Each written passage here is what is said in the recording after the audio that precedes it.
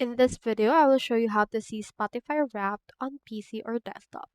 Now, in order to do that, what you can do is you can just head over to open.spotify.com, and as you can see, the wrap is not available. So what you can do is you can just right click in order to inspect it, or you can just head over right here to a new tab and then just head over to Spotify Wrapped. So spotify.com/wrap. We have in here this. Just head over to that link and you should be able to see this. So as you can see, Wrap is in the app. So what you can do, so from there you can head over and then just right click and then just scroll down and click on inspect. Now from in there you should be able to see this. Make sure that the dimension is 400 by 554 on mobile. And then you can also click onto this link right here in order to toggle the device toolbar. So from in there, you can change up the device that you will view it with.